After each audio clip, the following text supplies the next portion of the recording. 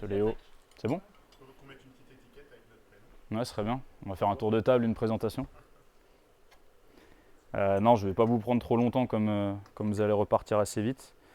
Donc, pour ceux qui ne me connaissent pas, la plupart connaissent un peu parce que je les ai en soins.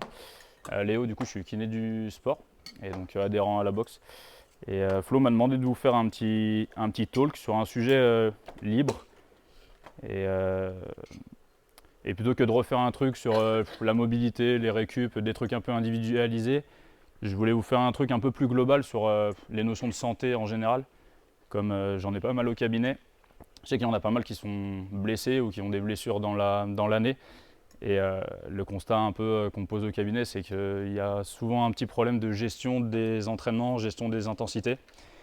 Donc je voulais reprendre 2-3 principes de santé très générale et d'entraînement en général. Il y a des trucs, il y a peut-être des notions un peu compliquées, vous m'arrêtez si vous les comprenez pas, mais ça reste vraiment hyper général.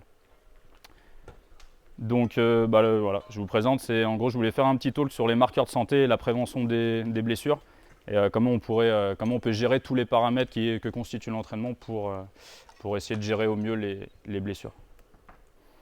Voilà, je vous ai fait une petite table des matières. En gros, on va essayer de définir un peu ce que c'est qu'une blessure, un mécanisme de blessure, comment les blessures elles apparaissent. Le principe d'état de santé, c'est vraiment les notions de santé en général qu'on va essayer d'aborder aujourd'hui. C'est, comme je vous disais, des principes vraiment très très généraux. Les paramètres de l'entraînement, la plupart en plus vous êtes coach, donc vous allez bien les connaître. Après il y aura une notion d'édifice lésionnel, je vais vous expliquer ça après. Et donc tous les marqueurs de santé, objectifs, subjectifs, il y en a à qui ça va parler. Et donc qu'est-ce qu'on peut mettre en place pour essayer de gérer au mieux les blessures. Donc la blessure, donc qu'est-ce que c'est qu'une blessure? Donc ça c'est une définition de littérature. D'après la littérature, on définit une blessure comme étant à l'origine d'un arrêt d'au moins 3 jours. Bon, c'est une définition un peu rapide, on sait que c'est un petit peu plus compliqué que ça. Et donc dans les blessures, un truc qui revient souvent au cabinet, il y a 2 types de blessures. Il y a tout ce qui va être traumatique, donc je prends un PET, un accident, un truc comme ça.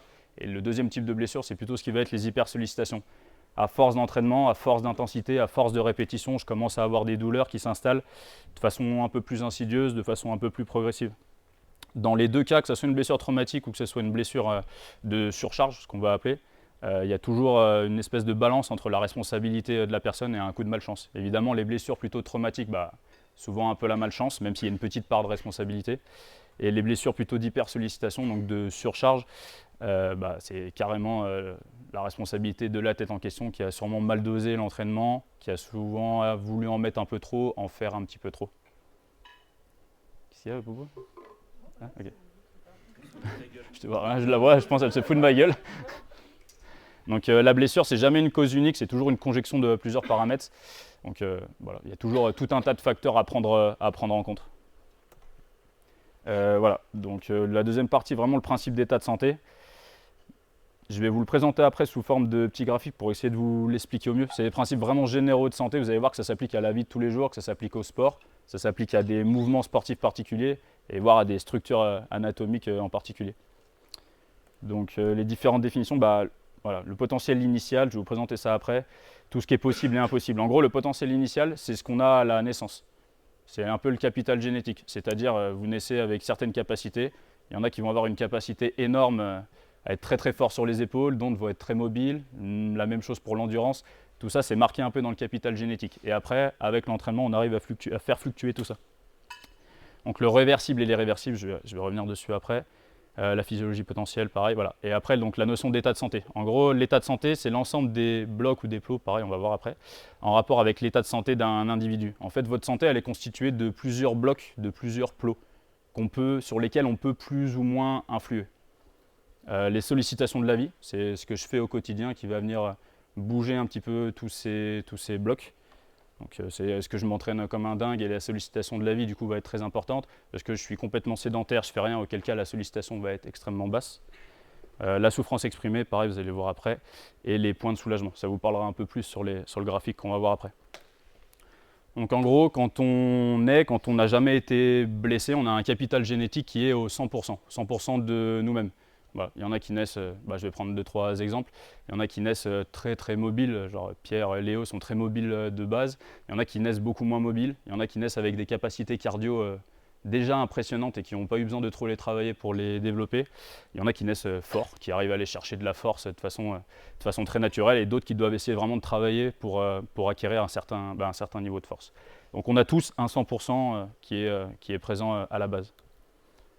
Et au fur et à mesure qu'on vit, qu'on avance dans la vie, ce capital génétique, il va venir descendre. Il descend naturellement avec le vieillissement, et il descend naturellement au fur et à mesure qu'on encaisse des blessures. Donc des blessures traumatiques. Dès que je me pète quelque part, mon capital, il descend. Vous me suivez? Je me casse le bras, j'ai beau me récupérer, faire de la kiné, me réentraîner, etc. Le capital qui était à 100% au niveau de mon bras, il est forcément en dessous de ce qu'il était à la base. Comment? J'ai pas entendu. Tu peux pas le regagner. Tu peux essayer d'optimiser tout ça. Même le truc le plus bateau, une entorse. Une entorse, c'est simplement le ligament qui vient se distendre. Mais à partir du moment où le ligament il est distendu, même un tout petit peu, tu peux jamais lui faire récupérer ce qu'il était à la base. Tu peux optimiser, tu fais ta kiné, tu fais ton sport, tu fais ce que tu veux, tu fais toute ta récup, mais tu pourras jamais récupérer ce qu'il était avant. Par contre, tu peux le rendre de nouveau très efficace et voilà. Ça peut se ressentir, ça dépend du degré de blessure. Par exemple, je sais pas, sur une épaule, tu as fait une subluxation, tu es allé un petit peu trop loin, tu as lésé quelques structures. Tu peux jamais récupérer les structures qui étaient avant. Par contre, en bossant comme il faut, tu peux essayer d'optimiser ça et de nouveau pouvoir faire des trucs hyper intéressants sur l'épaule. Mais ça ne sera jamais le 100% que tu avais à la base. Le savoir, c'est déjà être capable de le gérer derrière.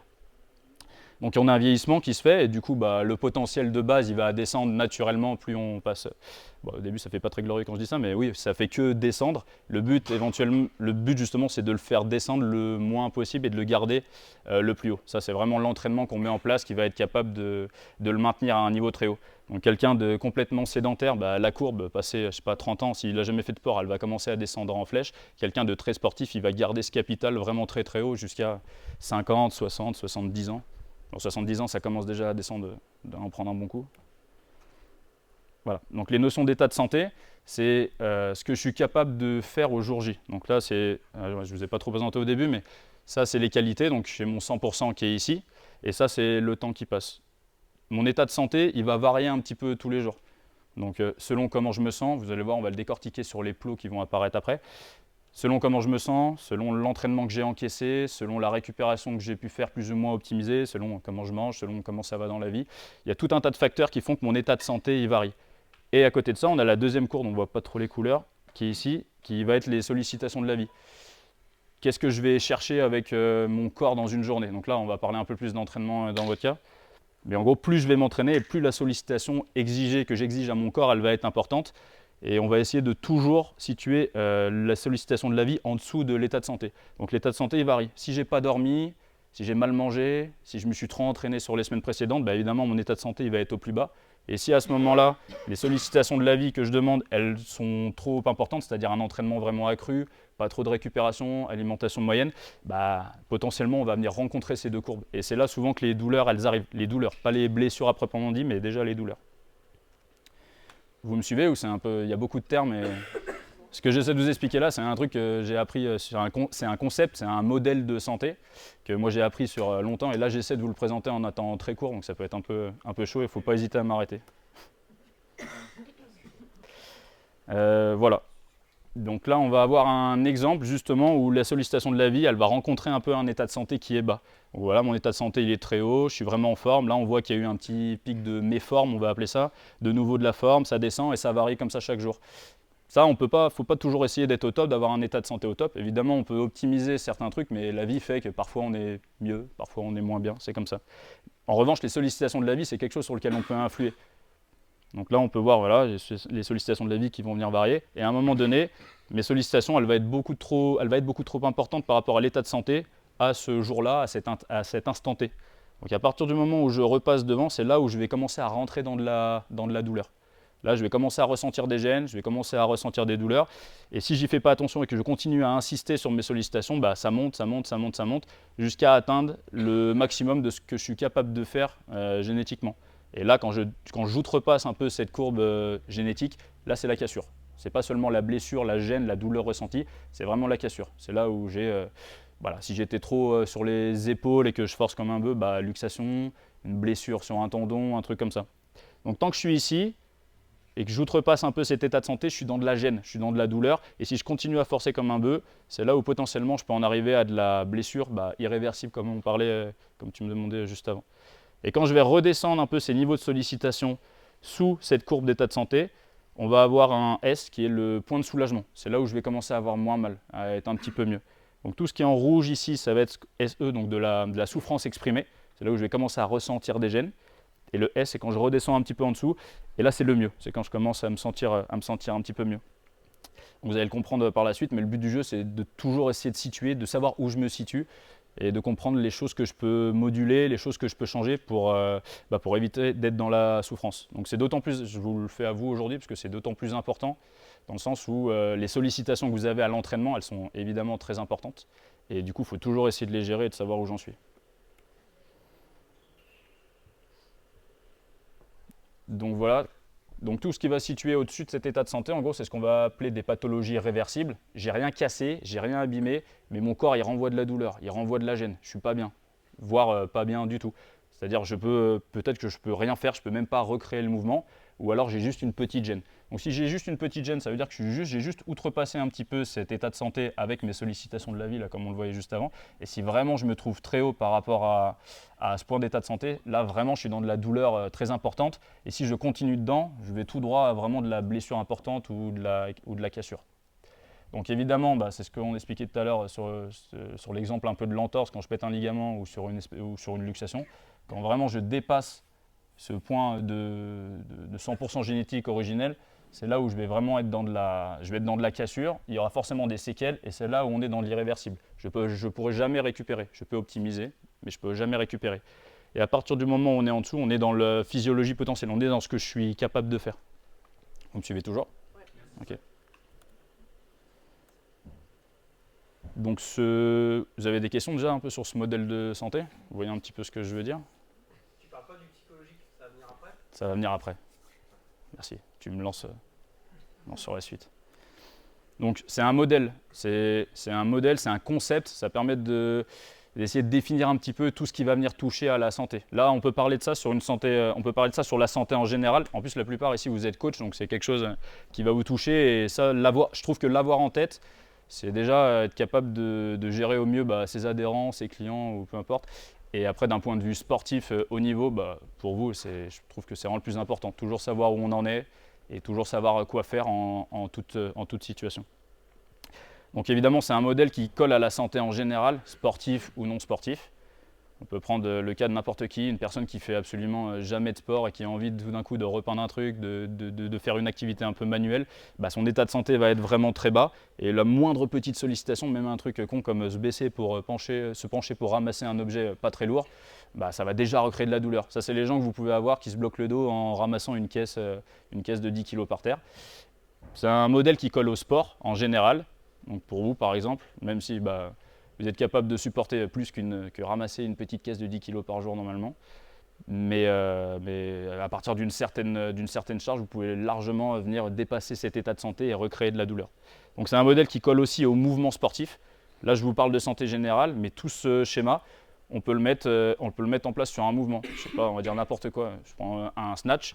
Voilà, si ce jour T, on va dire T2, mes capacités pour faire un snatch, elles sont là. C'est-à-dire mes capacités au niveau de l'épaule, de stabiliser dans l'épaule, ma forme en général pour développer du nerveux et venir générer de la force, comment je me sens, les niveaux de fatigue, comment j'ai mangé, comment j'ai récupéré de la semaine d'entraînement. Aujourd'hui, ma capacité à faire un snatch, elle se trouve ici. Si j'essaie d'aller trop loin, de dépasser le truc alors que je suis en méforme, et que je dépasse ce point, c'est là où je vais ressentir des douleurs.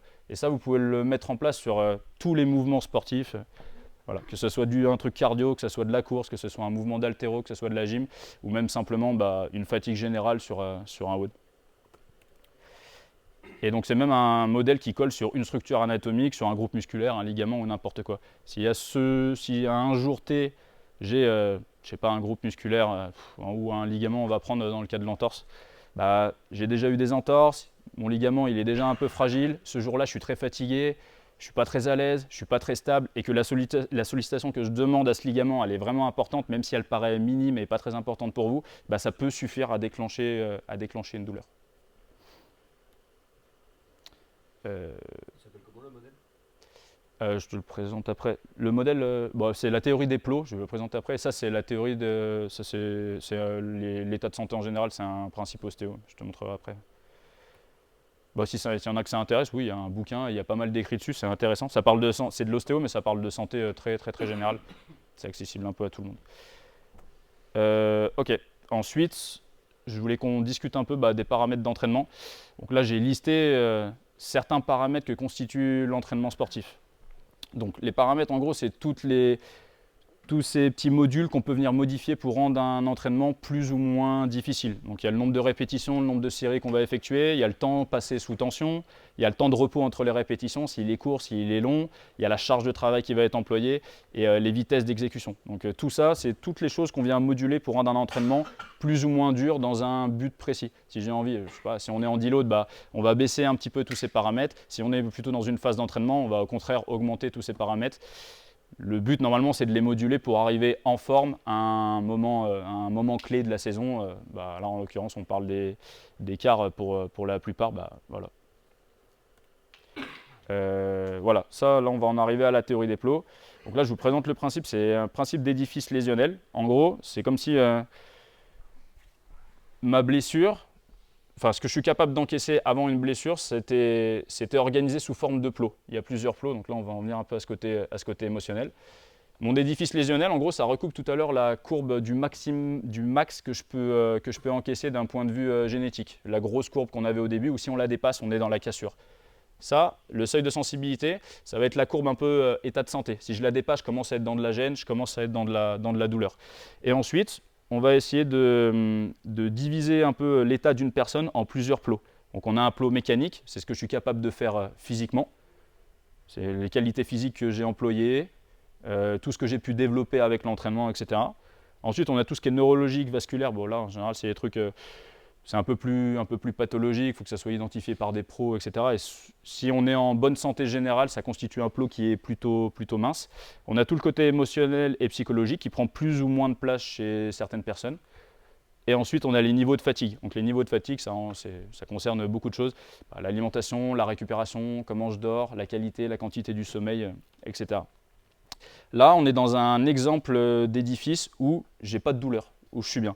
Voilà. L'ensemble de mes plots, des sollicitations et de mes plots internes, ils sont sous le seuil de sensibilité. Voilà. En gros, je suis à 90. Si à 150 points, je me pète et je me fais mal, à 110 points, au-delà de 110 points, je commence à avoir de la douleur, à avoir de la gêne. Pour le moment, je suis à 90 points. Les sollicitations que j'ai demandées, je ne sais pas, ce que vous avez fait juste avant en haltéro, ça vous a demandé mécaniquement 40 points. Au niveau neuro, ça vous a exigé 10 points, je dirais à peine. Le côté émotionnel, psychologique, ça ne vous a pas demandé grand-chose. Et les niveaux de fatigue, vous êtes entraîné un peu cette semaine, on va dire que ça vous fait 25 points. Donc c'est vraiment un modèle pour vous expliquer, ça me permet de diviser un petit peu tous ces plots et d'expliquer un petit peu l'état de santé, les blessures. Là, on est dans un cas où on commence à avoir de la douleur. Donc là, mes plots sont venus dépasser mon seuil de sensibilité. Donc là, je commence à ressentir des gênes, je commence à ressentir des douleurs, mais je n'ai pas dépassé mon édifice lésionnel, du coup, je n'ai pas de cassure. Mais je commence à avoir mal, pour certains l'épaule, pour d'autres le genou, ça dépend des antécédents de blessures, entre autres. Donc en gros, on va avoir ce plot mécanique, et ce plot mécanique, il dépend de plusieurs choses. Il dépend de l'athlète, de comment il sent, de ses capacités, de l'exigence qu'il a eue envers lui-même. C'est vraiment de la physique pure, c'est ce que je suis capable de réaliser physiquement. Donc ça, il va dépendre de l'athlète, ça dépend du prépa physique, du coach, du kiné. Voilà. Enfin, la liste des personnes que j'ai mis à côté du plot mécanique, c'est vraiment les personnes qui peuvent agir sur ce plot pour essayer de le diminuer un petit peu, pour que la sollicitation soit la moins grande possible. Plus je suis entraîné, plus la demande mécanique, elle est petite, parce que je suis capable de faire un petit peu plus. Vous me suivez? Oui, ça va. Donc le plot neurologique, vasculaire, systémique, donc très général. Voilà, c'est des pathologies spécifiques, c'est vraiment des professionnels de santé, c'est un truc un petit peu à part qu'il faut avoir identifié. Donc ensuite, on a le plot émotionnel, psychologique, qui va dépendre de plusieurs facteurs, de la vie sociale, de la vie de couple, le stress en général, la gestion de la frustration de chacun, la charge mentale, parce que le travail, vraiment, ça me demande une charge mentale qui est énorme. Donc il y a beaucoup de paramètres à prendre en compte. En général, tous ces paramètres, vous les connaissez, qu'ils soient mécaniques, qu'ils soient émotionnels, mais on n'y fait pas trop gaffe. C'est-à-dire mécaniquement, aujourd'hui il y a entraînement, je m'entraîne, je ne vais pas trop réfléchir à comment je me sens, à ce que je suis capable d'encaisser. Et la première erreur, elle est souvent là. La gestion, pareil, du côté émotionnel, psychologique, on ne la prend pas toujours en compte. Voilà. Si c'est la galère, si au boulot c'est la merde, ça me prend la tête tout le temps, si je dors du coup pas très bien, que mes niveaux de fatigue vont être élevés, si à la maison ça se passe pas très bien, si dans la vie avec la vie sociale ça se passe pas très bien non plus, si j'ai un stress vraiment important que j'arrive pas forcément à gérer, le plot émotionnel et psychologique il va prendre beaucoup d'ampleur. Donc être capable de le gérer, c'est un point hyper important. Les plots que je vous ai mis là, il en existe beaucoup d'autres. Mais on a moins d'impact dessus. Le plot mécanique, c'est facile, c'est physique. Quand je commence à avoir mal, quand je sais que j'ai des lacunes et que je vais avoir des exigences physiques sur certaines choses, c'est facile de le gérer, de l'adapter, de se renforcer, de savoir quoi faire. La partie émotionnelle, elle est plus ou moins facile à gérer, en tout cas, elle est plus ou moins facile à identifier. Voilà, c'est facile de savoir comment je me sens, quelle charge mentale m'incombe. Est-ce que je suis quelqu'un qui gère la frustration ou pas? Est-ce que je suis quelqu'un qui gère bien le stress? Est-ce que je suis quelqu'un de très stressé? C'est quelque chose, normalement, on est capable de l'identifier, mais on n'y fait pas forcément attention. Et donc, les niveaux de fatigue au-dessus, pareil, sommeil, récupération, alimentation, hydratation, en général, vous êtes plutôt cortiqué, plutôt informé sur le sujet, mais je ne sais pas si vous y faites forcément attention. En tout cas, ce modèle, il est intéressant parce qu'il donne une vue d'ensemble à la personne, à l'individu. Il ne faut pas penser que quand j'ai mal ou quand j'ai une douleur, c'est forcément mécanique. Ce n'est pas toujours parce que j'ai soulevé trop lourd, parce que c'est un mouvement que j'aime pas, parce que je ne suis pas à l'aise. Il y a cette partie mécanique qui compte, mais il y a aussi tout le reste qui va être très important. Par exemple, vous êtes pris en charge, vous avez une blessure à l'épaule, j'en ai certains. Si jamais vous avez une douleur à l'épaule, vous venez en kiné au cabinet. Si votre douleur, si au niveau de votre édificionnel, vous êtes juste au-dessus du seuil de sensibilité, une petite gêne, ça commence à venir et que vous êtes un peu traité par le kiné, on va redescendre juste en dessous et parfois ça va largement suffire à enlever la douleur. Si par contre le point mécanique est vraiment très important, toute la kiné, tout ce que vous pouvez faire n'aura pas forcément assez d'impact pour redescendre sous la douleur. Du coup, il va falloir aller chercher dans d'autres plots. Il faut essayer de modifier d'autres choses. Donc voilà, par exemple, ça peut être le sommeil. Vous avez des douleurs, vous avez fait la kiné, je ne comprends pas, j'ai fait ma kiné, j'ai fait mon renfo, j'ai essayé de faire attention, etc.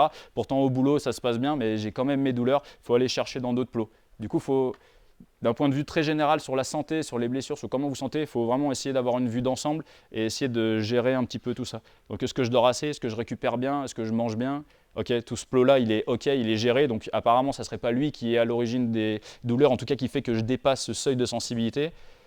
Est-ce qu'à la maison, ça va bien? Est-ce que je gère le stress? Est-ce que j'ai beaucoup de stress en ce moment? Est-ce que c'est ok? Ouais, c'est ok. Du coup, on va s'intéresser plus au plot mécanique. Et être sensible à tout ça, ça va normalement dégrossir un peu le truc et vous allez être capable d'identifier un petit peu plus les causes de gêne, de douleur. L'idée de ce concept, de ce modèle, c'est vraiment d'être capable de prendre en compte toute cette vue générale pour essayer de se retrouver le moins possible dans une saison au-dessus du seuil de sensibilité. Toujours se retrouver un petit peu en dessous, sentir quand ça commence à monter, quand je commence à avoir des gènes, et s'arrêter avant qu'on atteigne un espèce de plateau douloureux qui se maintienne. Voilà. Quand vous avez des douleurs depuis un mois et demi à un endroit, c'est qu'en fait, il y a des plots qui n'ont pas été gérés et vous restez au-dessus de ce seuil de sensibilité, vous plafonnez. Et plus j'y reste longtemps, plus c'est difficile de faire décroître cette courbe. Donc là, c'est juste une image pour... voilà, là, les plots sont empilés, on les voit, mais en gros, pour chaque pathologie, mais même pas des pathologies, pour chaque gène ou douleur que vous pouvez avoir, il y a des plots, il y a des curseurs qui vont être plus ou moins hauts. Voilà, là, on est dans le cas où un plot mécanique vraiment important, c'est-à-dire que je me suis trop entraîné sur des mouvements où je ne suis pas forcément en gestion, où je suis un peu en galère. Voilà, les niveaux de fatigue sont assez élevés, le côté émotionnel n'est pas trop mal géré, il y a d'autres plots, voilà, le plot neurovasculaire est léger, ça veut dire qu'il va falloir intervenir sur ces plots-là. Donc du coup, j'en viens à cette partie-là, en gros, de parler des marqueurs de santé. C'était un peu le thème que je voulais aborder. Donc tous ces plots, en gros, c'est des marqueurs de santé. C'est ce qu'on appelle les marqueurs de santé. Il y en a des objectifs et des subjectifs. Les objectifs, tout ce qui va être objectif, c'est vraiment ce qu'on peut quantifier, ce qu'on peut mesurer, ce qu'on peut évaluer. Et tout ce qui est subjectif, c'est plus propre à sa sensation, c'est un peu plus au feeling, on va dire. Donc on va commencer par les marqueurs objectifs. C'est tout ce qui va être les maintiens ou baisses de niveau de force. Ça, on est capable de le mesurer. Il y a des appareils pour le mesurer. Normalement, on est à peu près capable de l'évaluer. Il en existe plein d'autres. Moi, je vous montre ceux que nous, on utilise et qui sont plus faciles à faire. Parce qu'on ne va pas faire des tests de force tous les jours pour savoir comment on sent. Il faut des choses qui soient faciles à reproduire, qui ne prennent pas la tête, qui ne prennent pas trop de temps. Et donc, le maintien ou baisse des vitesses d'exécution. Voilà, c'est des tests qui sont utilisés pour savoir si j'ai de la force, si j'ai du nerveux, si je suis OK, ou si même si je me sens bien, en fait, non, j'ai pas de jus, j'arrive pas à générer de la force. Et ensuite, on en vient aux marqueurs subjectifs. Donc, il y a les fameux RPE que vous connaissez tous, voilà, qui sont des indices de perception de l'effort. Voilà. Est-ce que l'effort pour moi, il est très dur? Est-ce que l'effort pour moi, il est très facile? Il y a tout ce qui est douleur, c'est pareil, c'est complètement subjectif. À combien j'ai mal sur 10, quand on vous le demande, on ne sait jamais trop quoi dire. On s'en fout, en fait, c'est propre à chaque personne. Les niveaux de fatigue générale, c'est pareil, comment je me sens.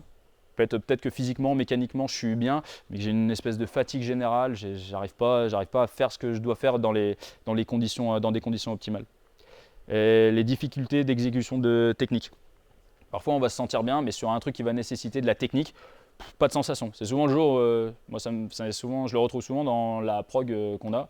Quand Lucas il nous met c'est un jour à snatch ou c'est pas un jour à snatch. Il y a des gens parfois ils se sentent bien, mais en fait techniquement ils n'arrivent pas à avoir ce niveau de concentration pour se caler, pour faire ce qu'ils ont à faire. Je prenais l'exemple du snatch, mais évidemment ça s'applique à tous les mouvements.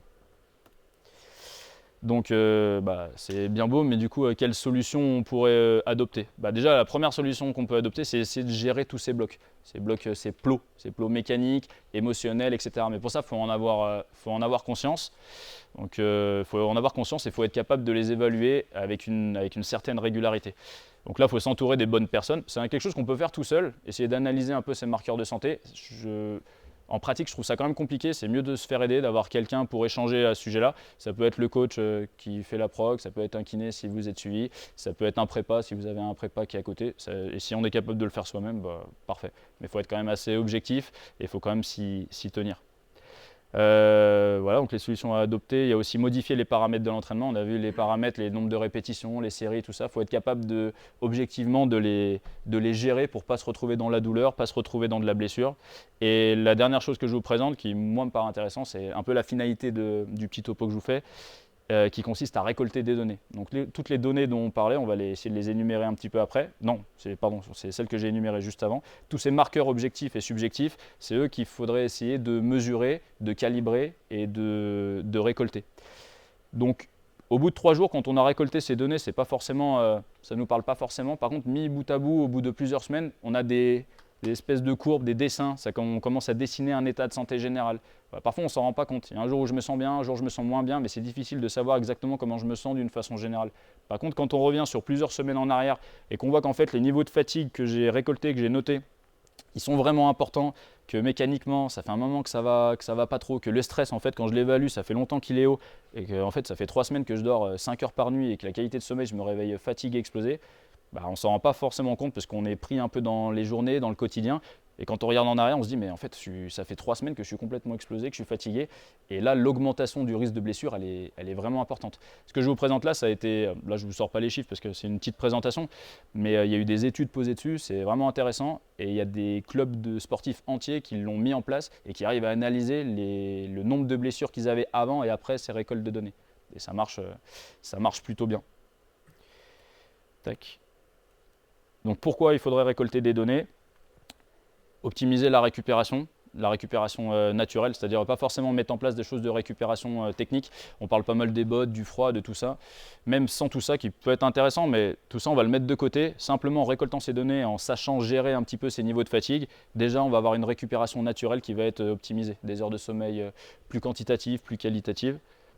Ensuite, savoir où l'on se situe au jour J en termes de fatigue. Donc ça, il faut s'y astreindre, il faut essayer de le noter. Il y a des choses, en tout cas, il y a des choses à mettre en place à ce niveau-là.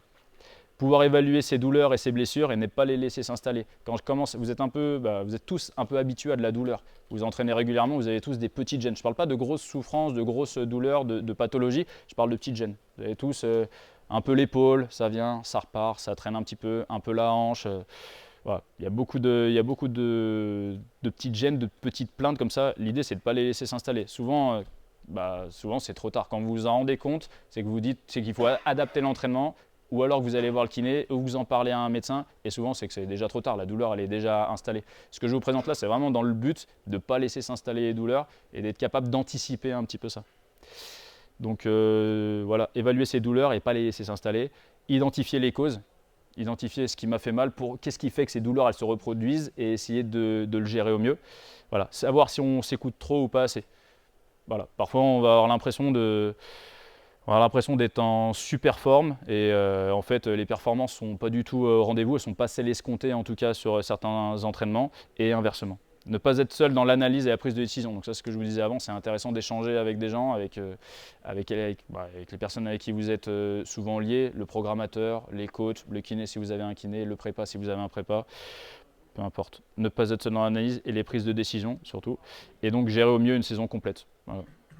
Donc quand on a toutes ces données, qu'on les analyse, la gestion des douleurs, vraiment des pathologies qu'on installe, est vraiment, on arrive vraiment à avoir des choses intéressantes, à diminuer la fréquence de douleur, à diminuer les intensités de douleur et à surtout éviter les pathologies. J'entends par pathologie une douleur qui reste, qui persiste, ou alors qui récidive, qui revient régulièrement dans l'année. Voilà. C'est tout bon, je crois que j'ai fini. Merci beaucoup. J'espère que ça vous a un peu intéressé. Je ne sais pas si vous avez des questions sur certains trucs.